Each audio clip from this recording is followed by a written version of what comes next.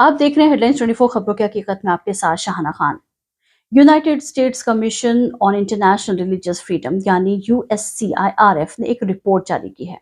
पूरी दुनिया में इस रिपोर्ट को बहुत गौर से पढ़ा जाता है। इससे पता चलता है कि अमेरिका किस देश की धार्मिक आजादी के बारे में क्या राय रखता है। बहुत सारी नीतियां भी वो रिपोर्ट के आधार पर ही तय करता है। एक बार फिर से अमेरिका ने भारत के अल्पसंख्यकों की धार्मिक आजादी को लेकर चिंता जताई है। विदेश मंत्री एंटनी ब्लिंकन ने कहा है कि अमेरिका हमेशा धार्मिक स्वतंत्रता के सपोर्ट में खड़ा रहेगा।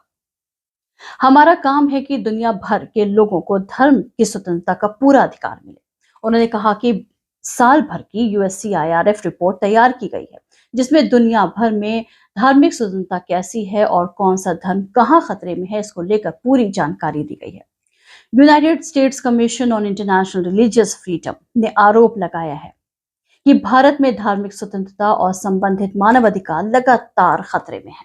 पैनल ने इस साल की शुरुआत में अपनी सिफारिशों को दोहराते हुए कहा कि अमेरिका को धार्मिक स्वतंत्रता के उल्लंघन में शामिल होने या सहन करने के लिए भारत को विशेष चिंता का देश की लिस्ट में शामिल करना चाहिए।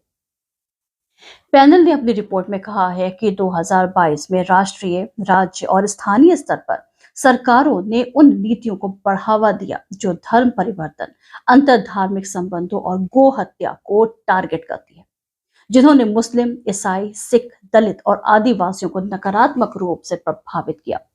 राष्ट्रीय सरकार ने इस दौरान आलोचकों की आवाज को दबाना जारी रखा।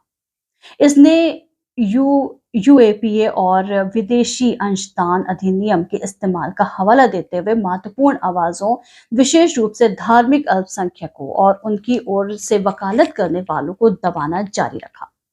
आयोग ने अपनी रिपोर्ट में यह भी कहा है कि बीजेपी के नेतृत्व वाली सरकार और नेताओं ने राष्ट्रीय, राज्य और स्थानीय स्तर पर सांप्रदायिक नीतियों की वकालत की है।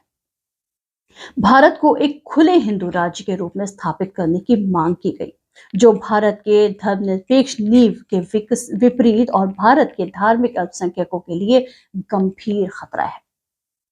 रिपोर्ट में यह भी कहा गया है कि सरकारी अधिकारी और गैर सरकारी तत्वों ने अल्पसंख्यकों के खिलाफ घृणा और दुष्प्रचार फैलाने के लिए सोशल मीडिया और अन्य प्लेटफॉर्मों का उपयोग करना जारी रखा है।